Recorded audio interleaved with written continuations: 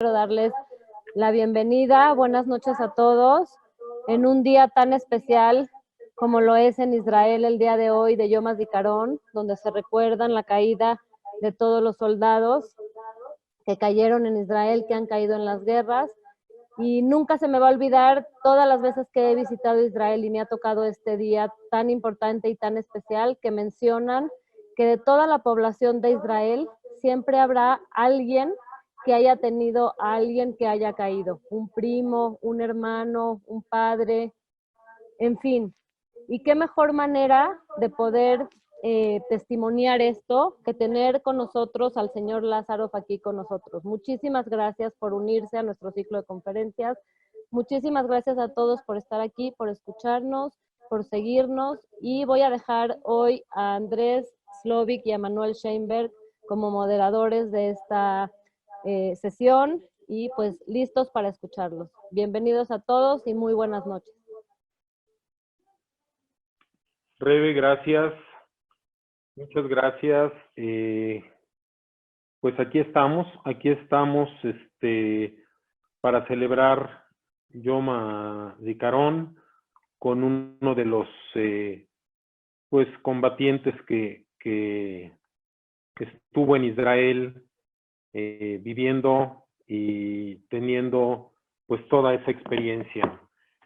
Es Israel Lázarov, mejor conocido como Gazosa aquí en México, en tantos años que lo hemos tenido y lo hemos querido. Bueno, Israel a los 18 años se enlistó en la brigada de Nahal Mutznach del Tzahal, teniendo entrenamiento de paracaidista. Él combatió en la Milhemet HaAtashah de 1967 a 1970, la guerra de desgaste. Y después también combatió en la guerra del Yom Kippur en 1973. Sin más, pues le doy la palabra a la estrella de esta noche, a la persona que nos va a platicar sus anécdotas. Gazosa, Israel, por favor. Muchísimas gracias. ¿Me están escuchando? Sí, perfectamente. Ok. Bueno, ya es la tercera vez que estoy pasando esta plática. Lo tengo en memoria y si se me va algo, con mucho gusto les voy a tratar de garantizar esta parte. Yo viví en Haifa y en 1967 me fuimos aquí al Kibbutz Agoshuim. Ahí nos prepararon por unos principiantes de trabajar en la agricultura. Empezamos allá y después de 4 meses nos fuimos a la Tzabá. En la Tzabá realmente cada uno nosotros éramos un grupo de Garín que se fue a la Akshara. Éramos más o menos con mujeres y hombres, éramos como 25. Trabajábamos en el kibbutz y después que terminamos esto, nos fuimos a la Tironut. La Tironut es una preparación al ejército. Cuando terminamos la Tironut, una parte decidió seguir en una batallón y nosotros éramos como 5 gentes que decidimos ir al Nahal. Nahal es Nahal Mutznach, es decir, son soldados que están trabajando agricultura y también están preparados para la guerra. Bueno, primero de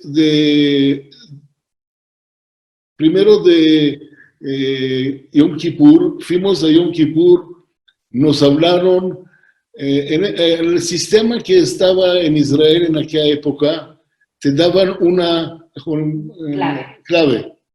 Mi clave era Sadin Adom. Sadin Adom era sábana roja. Yo en esta época me mandaron del kibutz una solicitud para que me liberan, porque en este día primero de Yom Kippur empezamos a cortar el algodón. El algodón era una de las principal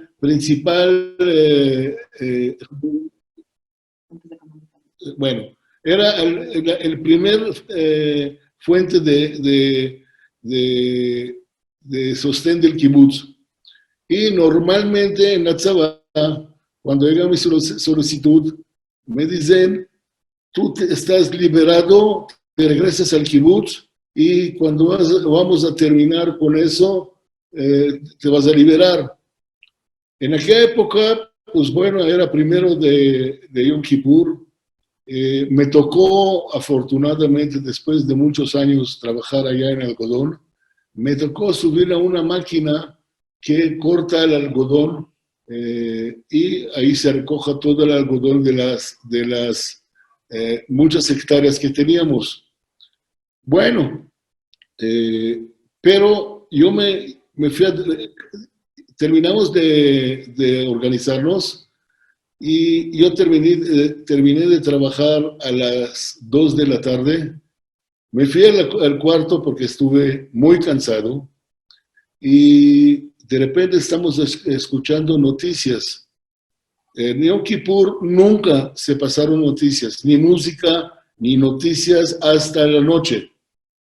Y estamos escuchando Dover Tzahal Modía, que empezó la guerra entre Egipto y Siria. Déjame decirles que los sirios y los egipcios se prepararon extraordinario. Lo hicieron en un silencio importante y nadie en Israel se imaginaba que iba a empezar una guerra. Sin embargo, el aviso era como a las 2 de la tarde. A mí a las 6 de la noche llegó un camión que empezó a recoger, también por código, empezó a recoger a todos los soldados que vivían en los kibutzim de la zona norte, ahí zona de Beit Shean. Nos subimos a la Ramá, en Ramat HaGolan, y verdaderamente escuchamos muchísimo bombardeo de parte de los sirios. Los sirios empezaron la guerra a las 2 de la tarde con una cantidad muy grande de armamento, muchos tanques, aviones, y bueno, así empezó la guerra, mientras Israel, todo el ejército estaba en su casa. Y bueno, pues finalmente llegamos al el campamento principal, que ahí se recogía todos los soldados que pertenecían a este batallón. Bueno, llegamos allá y verdaderamente era un relajo, porque ya dos brigadas se fueron ya a la frontera porque debíamos frenar a los egipcios, porque ellos entraron en una fuerza muy importante, se metieron en los búnkers del Sabá y empezaron a haber muchísimos muertos, porque ellos toman en cuenta que los administraron los rusos y les regalaron tanques, metralletas, todo el armamento que le servía al soldado egipto. Bueno, ellos forzaron el Talat Suez porque refugio que nosotros teníamos en el Mahané, tuvimos bajo tierra como 25 metros. Y encima de los 25 metros metieron ahí rieles de tren. Rieles de tren era muy importante para amortiguar bombardeo que hicieron los egipcios, de aviones, de tanques. Se tardaron un poco, pero finalmente conquistaron todo seguramente están escuchando ustedes, la línea de Moshe Dayan, que se llamaba, ahí estaba prácticamente la fuerza que frenaba si había un ataque, pero la razón es que había tanques, había todo, pero nos agarraron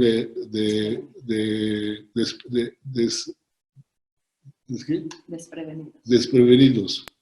Bueno, mientras nosotros, cuando me llevaron al camión, hicieron un chequeo que es correcto y nos llevaron a la carretera que viajaba de Gaza hasta una ciudad que se llama Rafiah. Es obviamente que esto era ya los egipcios ya estaban establecidos de este lado del canal de Suez, y realmente la cosa que nos ha sucedido es que debíamos esperar ahí en la noche porque ya no podíamos, todo era oscuro, obviamente que en Sinaí no había iluminación, y esperamos ahí toda la noche para el día siguiente ir y juntarnos con los soldados que estaban en los búnkers, que obviamente los mataron, no había ningún salvamento. Y en la tarde, en este día, llegamos ya a la guerra. Había ahí tanques egipcios que se presentaron y empezaron a moler todos los búnkers. Muchos no salieron de allá porque nadie esperó que lo van a hacer sorpresa. Déjame decirles que ellos tenían ahí en el equipos equipo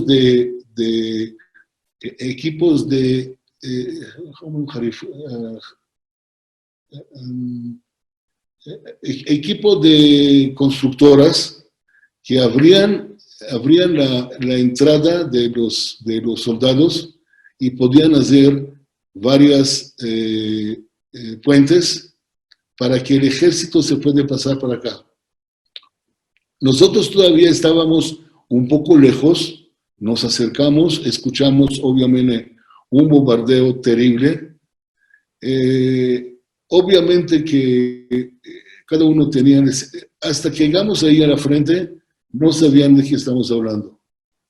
Yo en este momento, pues como no había teléfonos celulares, ni teléfonos normales, traté de hablar con mi mamá porque mi mamá se quedó viuda, y me preocupé porque mi hermano, al mediano, se fue también a la guerra. Mi hermana se quedó en la casa a ayudarla. Y verdaderamente todos los vecinos estaban pendientes qué nos está sucediendo. De hecho, agarramos y nos fuimos a la frente, pero como yo estoy en un batallón de morteros, en este batallón de morteros estaban prácticamente para apoyar los tanques, porque los egipcios recibieron de Rusia unas Tilín, mejor en Tilín, unos, Bombas. tenían unas bombas que eran de tierra a tanques. Pero estos equipos estuvieron con los egipcios y ellos se sentaron arreglando allá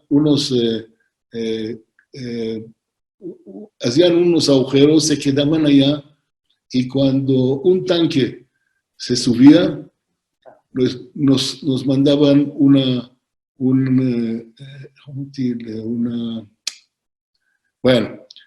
ahorita me voy a recordar. Ok, llegamos allá y verdaderamente, misil.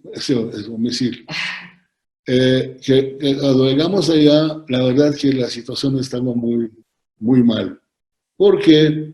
Porque de un lado, el ejército no estuvo organizado de principio. Sí, todo funcionó y la gente llegaban al lugar de combate, pero de todas maneras mucha gente se perdieron, no sabían dónde está su batallón, pero como debíamos ir a salvar los soldados que se quedaron ahí en los búnkers, todo era rápido.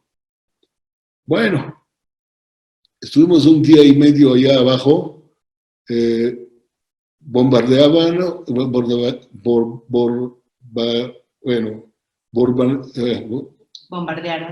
sí, eso. Al tercer día nos dijeron, vamos a subir arriba y de allá vamos a salir al otro frente. Bueno, había tres frentes. Un frente en donde estuvimos nosotros, el canal de Suez. Otro era en El Arish, es un lugar que también estaban sentados allá. Otro era también abajo, cerca en Canal Suez, y debían los tres batallones batallar, y había en el camino de Israel, había unas puentes que debían colocarlos sobre Egipto y cruzar del otro lado. Esto era la estrategia. Así que mientras eso está sucediendo, había muchísimas bombas alrededor, aviones, minas, y bueno, pues tratamos de alguna manera cuidar un poco el Matzav Ruach. A pesar que en primeros 4 días se empezó a terminar las armas.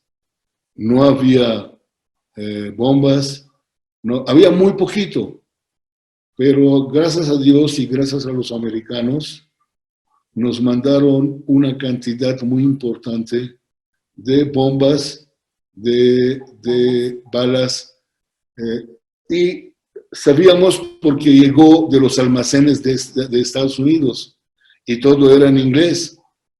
Así que le dimos gracias a Dios que nos tomó en cuenta.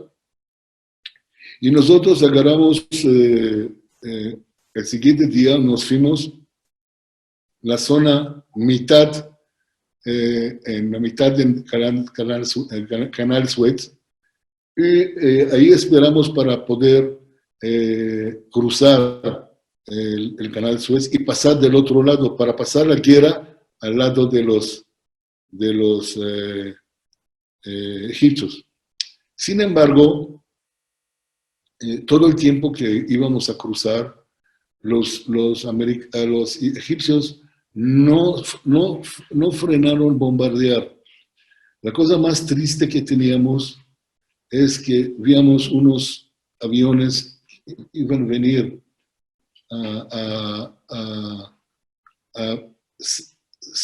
aviones de Israel, llegaban al canal, echaban unas bombas y se subieron verticalmente para huir de los misiles de tierra, avión que tenían los egipcios.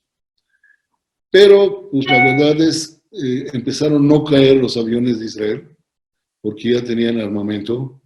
Y uno de los armamentos que había era, ¿cómo se llama? Chatarra de aluminio. De las fábricas que tenía Israel, todo era de aluminio.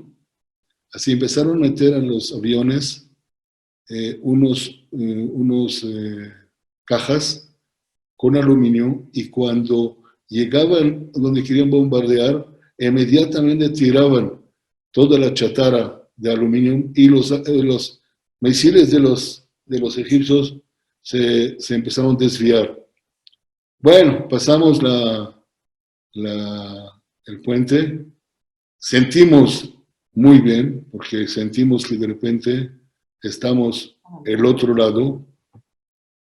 Verdaderamente, les voy a decir, uno de los niños me preguntó, ¿no tenían miedo? Bueno, pues la verdad es que cuando estás en la guerra, no tienes ningún problema de miedo. Digo, tú vas automáticamente y sabes que tu familia se quedó en la casa y tú debes dejar que avanzan los egipcios, porque dejarlos pasar, pues van a matar a los niños, van a matar a las mujeres, y es una cosa que era muy peligroso. Y bueno, nosotros cuando cruzamos el canal, nuestra batallón se fue a la izquierda. La izquierda, es decir, íbamos al rumbo a la ciudad de Suez.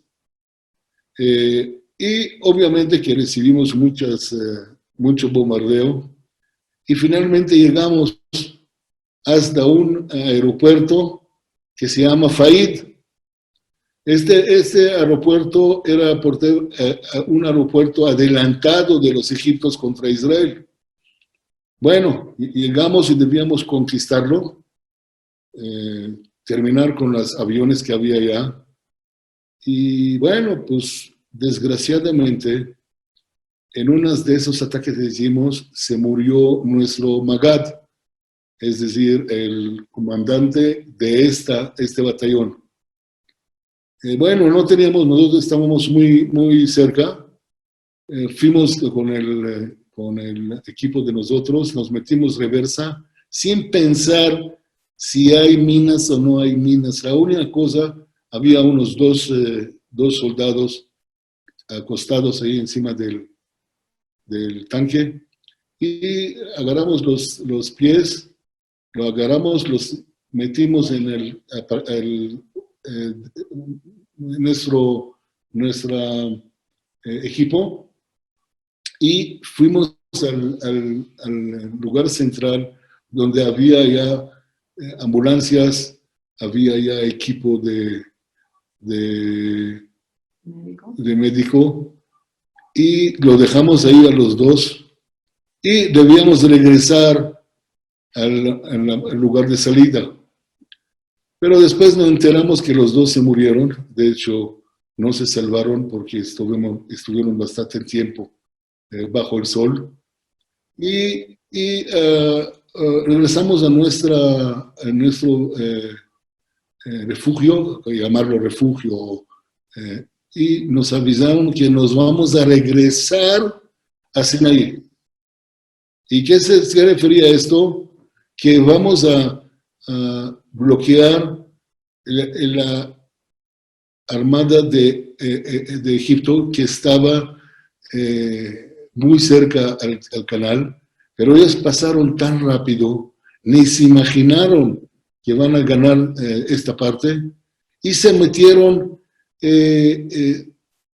a Israel, y nuestro chamba era dejar o no permitir que ellos se pasan de regreso.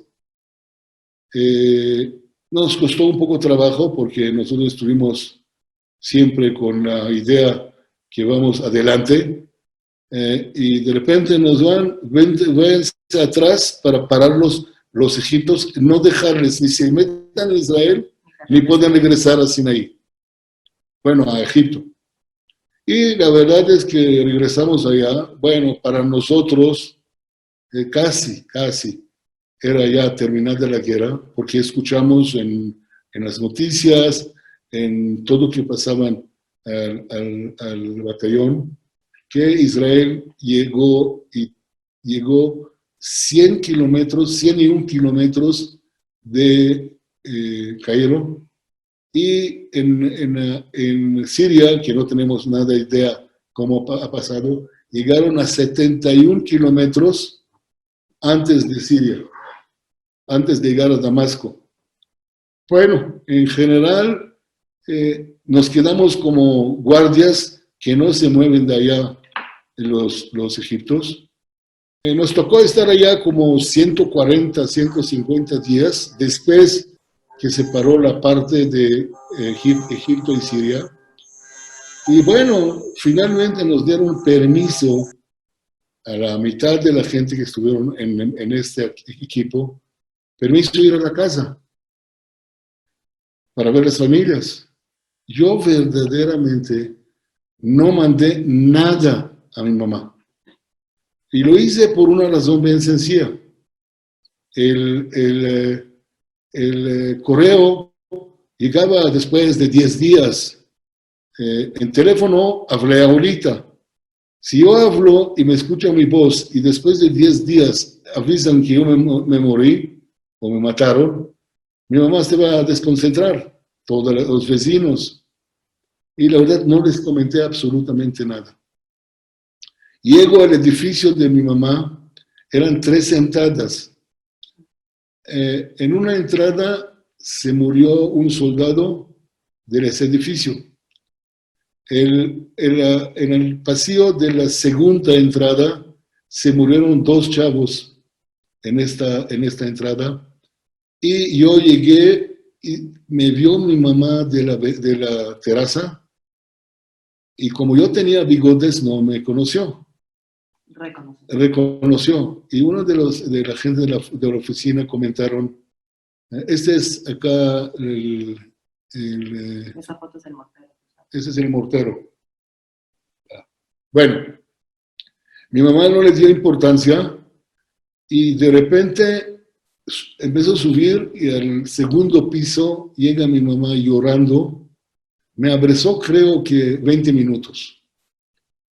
¿Por qué? Porque nunca nos comunicamos, no sabía dónde estoy, qué pasa. Al kibutz no se comunicó con ellos. También me olvidé comentarles que en mi equipo, mataron al Mefaked, un misil que se llama Sager, pasó por la garganta y se le cayó la mitad de la cabeza. Y obviamente que lo llevamos a la enfermería, pero él se mató desgraciadamente por levantar la cabeza, porque no debíamos levantar la cabeza. Bueno, llegando al segundo piso, de repente baja mi mamá y todos los vecinos salieron.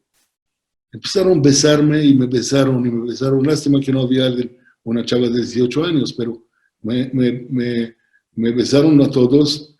Mi mamá, de tal emoción que tenía, me abrazó. Y me recuerdo hasta el día de hoy, me abrazó para no poder respirar. Como que no creía que estoy regresando de la guerra.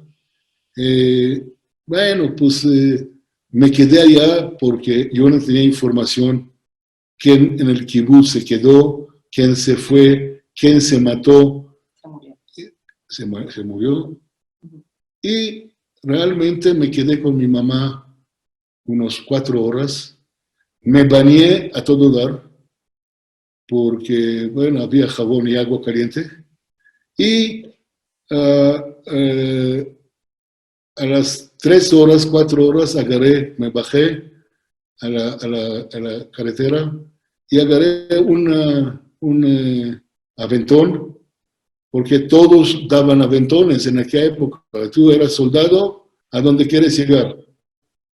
Y pues sí, nos separó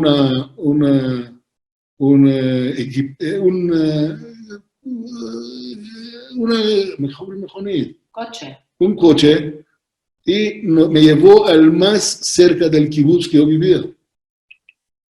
Bueno, llegamos al kibutz y la primera cosa que preguntabas, ¿este se cayó? ¿Este está vivo? Resulta que en el kibutz no se metió ni una bomba. Gracias a Dios. Gracias a Dios. Vi que tu kibutz estaba en frontera con Jordania.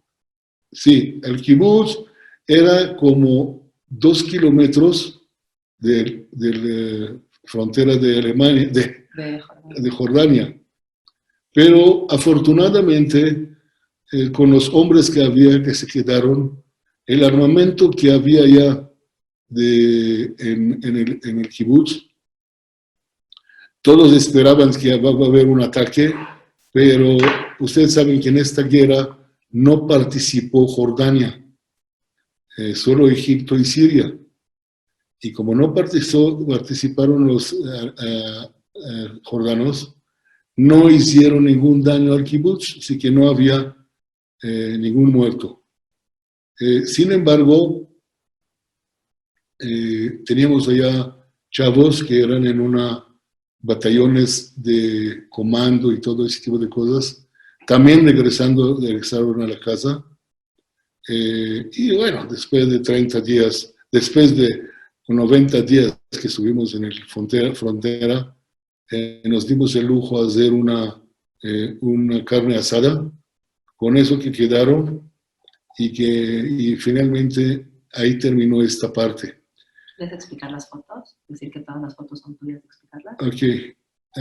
Si quieren, pasan las fotos y ahora les voy a decir de qué es. Decir que todas las fotos son Ok. tuyas. Son fotos míos. Acá es el zahlam que tenía encima de él el mortero. Ahora déjame decirles que este zahlam es de la Segunda Guerra Mundial. Los americanos lo regalaron a Israel y estas que tienen allá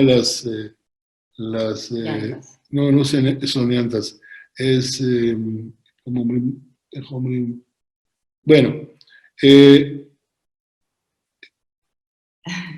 Oruga. Oruga, exactamente. ¿Y por qué no viniste acá junto conmigo?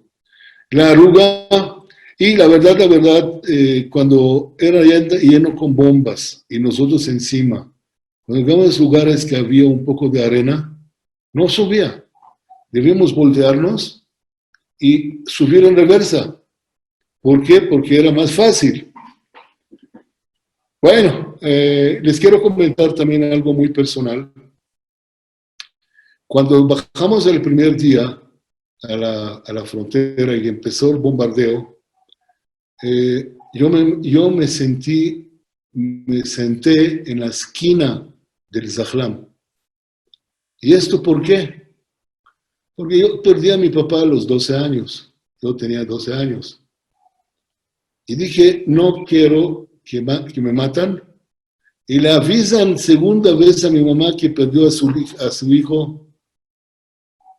Y verdaderamente estuve muy preocupado. Así que, obviamente estuve preocupado que mi hermano, porque no sé dónde estaba, me compré de la familia y me preocupé porque todos estaban allá, tenían alguien en el ejército en la guerra. Así que, afortunadamente, regresé, era todo bien. ¿Tu hermano quitaba niños? Sí, mi hermana estuvo en un batallón. Mi hermano sacaba minas, que era muy peligroso, para abrir caminos. Y bueno, ya cuando nos juntamos allá, toda la familia y todos los amigos, y no nos pasó nada, nos dio muchísimo gusto. Y esto era una anécdota de cómo se lleva una guerra. La cosa es que no era tan bueno, aquí estoy descansando. No sabemos qué es una guerra, porque sí nos entrenamos, pero estar en una guerra físicamente no sabemos de qué estamos hablando. Así que tampoco teníamos miedo. ¿Por qué? Porque pues, quién sabe qué sucede. Y si te matan, pues te mataron.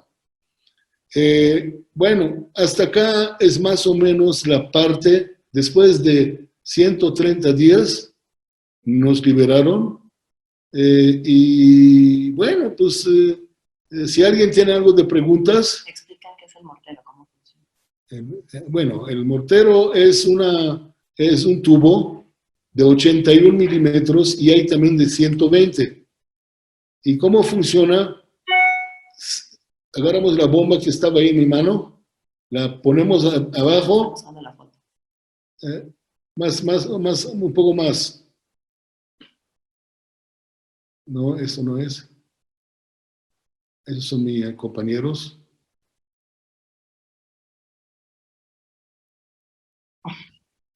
Bueno, eso.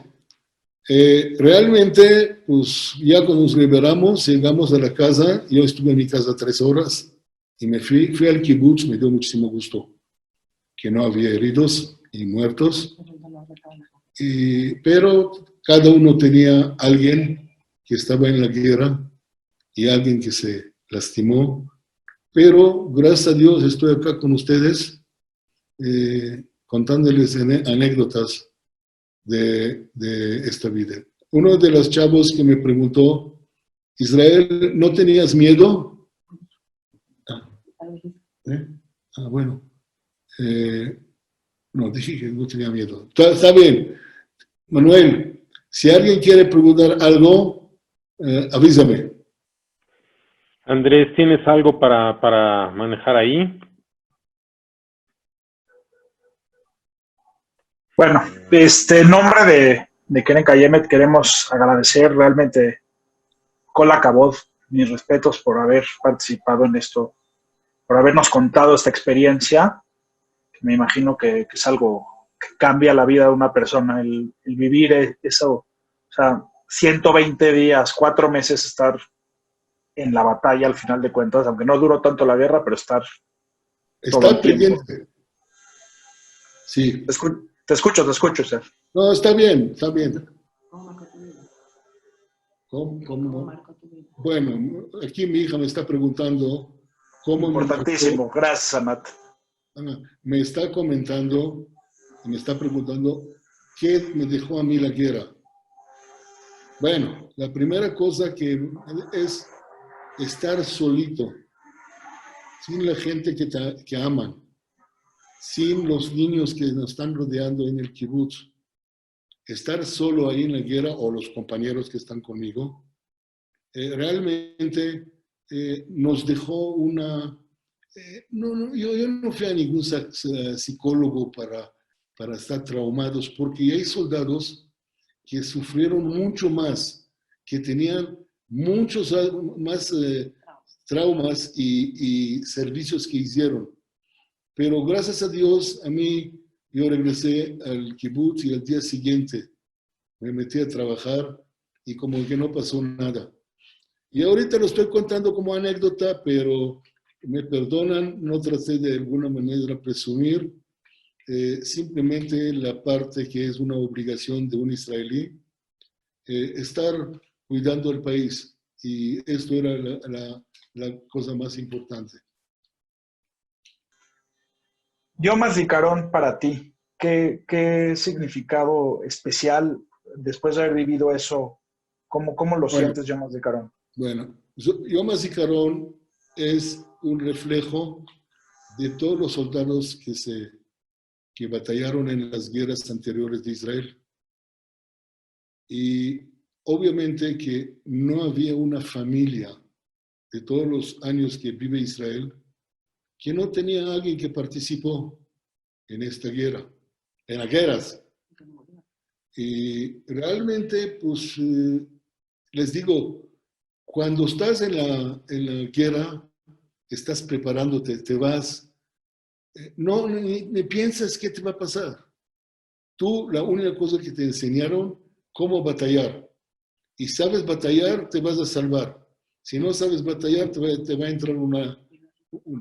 Y la segunda cosa, que es la más importante, cuidar el país. Mi familia estaba allá, y sin tener rifles, sin tener tanques. Y yo creo que es una de las moralejas que Israel está demasiado fuerte y no va a permitir a los árabes llegar a Israel. Yo estoy muy orgulloso de mi tierra. Desgraciadamente me vine para acá con la familia. La ha pasado acá muy bien. Ya me ha jubilado. Y bueno, tengo ahorita el tiempo para contarles un poco anécdotas. ¿Qué más? Preguntan en el chat, ¿cómo ves al ejército de Israel hoy en día? Mira, la verdad, primero todas las cosas nuevas es un secreto. No lo publican. Obviamente, si te vas a ir a un entrenamiento y te dan una arma nueva para batallar, bueno, las 7 gentes que están a tu alrededor van a saber. Pero yo vivía en el kibutz, así que ya sabían allá de qué estamos hablando. Les voy a decir algo que no es para ofendernos. Tenemos mucha suerte que tenemos los árabes enfrente. Es un ejército terrible. Ahí no hay voluntarios, ahí te llaman, te ponen zapatos y a ver, vete allá para cuidar. Y no tienen ni motivación, no tienen ninguna experiencia y la verdad, ustedes a lo mejor saben, en la guerra de Sheshet Hayamim, los soldados árabes cuando llegabas allá levantaban una bandera blanca y se sacaron los zapatos, porque no podían caminar con zapatos del ejército. Así ustedes imagínense qué ejército es. Y tenemos suerte que estamos batallando contra ellos. Bueno, Edith me dice, Anat me dice acá que es el mejor ejército del mundo. No, tiene sus defectos también. Para estar adentro, una guerra no es un chiste. Y realmente cada uno lo pasó donde le tocaba. Pero el más importante, que todo Israel se une. Todo Israel, en el días que estábamos allá en la frente, nos llegaban compot, bueno, ¿cómo se llama compot? Mermeladas y no, ¿y cómo se llama el otro? Que es, Compot, postres, compot. Postres, llegaban de Sudáfrica, nos mandaban. ¿Los judíos de todo el mundo? Judíos de todo el mundo, como ustedes saben, mandaron cosas. De repente recibo calzones nuevos de América. Ahí dije, qué padre. Y todo el tiempo teníamos vestidos o teníamos ropa que podíamos cambiarla porque también es una parte de la disciplina y la entrega de los soldados. Verdaderamente, obviamente que nos peleamos. Yo puedo presumir, el equipo que nosotros teníamos era de segunda línea. Las primeras eran los tanques, nosotros de segundo. Y como el mortero tira para 3, 4 kilómetros, yo no me vi que estaba matando a nadie. Cuando estábamos no veníamos a decir, no, yo no puedo presumir, decirles que yo maté en Egipto. Pero parece que da mera suerte, porque el mortero cuando lo tiras, y hay morteros del otro lado y te tiran a ti. Así que lo aguantamos. Era muy bien y afortunadamente estoy en la compañía mejor de mis amigos que están allá en la lista. Los felicito de Keren Ayesot, porque ya sé. Keren Kayemet. Sí, ok. Que yo sé que es muy importante. Y bueno, vamos a desear que ya nuestros hijos, los hombres jóvenes, no van a necesitar estar en una guerra. ¿Por qué? Porque es un desperdicio de seres humanos. No es porque armamento puedes comprar y la gente no los puede comprar. Así, muchísimas gracias. ¿Hay más preguntas? Gadoka.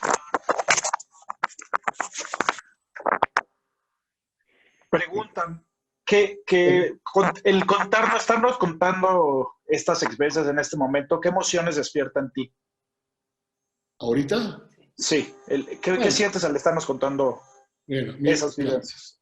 primero, en el Zoom que hay entraron como 15 gente de mi familia. Así que ellos conocen los cuentos. Pero Y hay más de también- 110. ¿Ah? Tenemos más de 100 personas, porque en Facebook ¿Ah, también sí? se está transmitiendo. Ófale. Bueno, yo estoy muy orgulloso porque me tocó cuidar a mi tierra. A pesar que yo vivía en el kibutz era 3 kilómetros de la frontera. Y a pesar de eso, vivíamos allá, crecíamos algodón,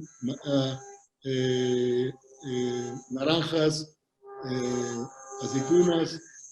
Y verdaderamente yo estaba orgulloso y creo que todos esos que se fueron a la guerra porque tenían un código, se podían hacer, no había celulares, no había nada.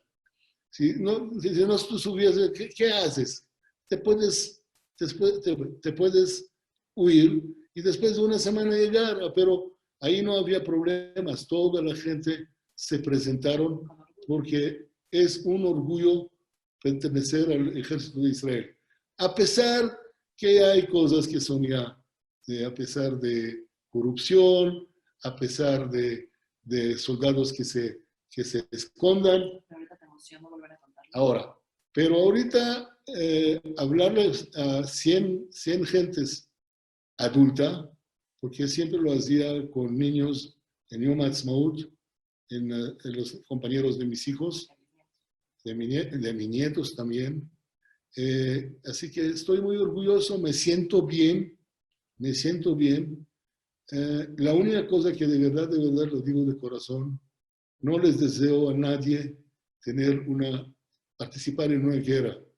Aquí ya tenemos a López Obrador, tenemos el virus, pero estamos viviendo y debemos aprovechar esta vida porque nunca esperamos qué nos va a pasar. ¿Qué más? Bueno, pues me quedo con algunas reflexiones. Como dices, una de las grandes diferencias que se tuvo con el enemigo es de que Israel no tiene hembrera. No hay otra opción más que defenderse, como dices. Claro. Y sí, ojalá ya no vivamos más guerras, ya no exista esto y que en el futuro puedan seguir los jóvenes sin tener que meterse a pelear en el ejército para defender a Israel, lo cual es un sueño, pero esperemos que algún día se haga realidad. Como dicen, Yom HaShoah nos demuestra el precio de no tener un país, y Yom HaZikaron nos recuerda el precio de sí tenerlo. Queremos agradecerte en nombre de Keren Kayemet, de Israel, del Fondo Nacional Judío, por habernos dado esta plática, realmente muy conmovedora, muy interesante, pero no queremos irnos sin antes cerrar con el Atigua conmemorando este Yom HaZikaron.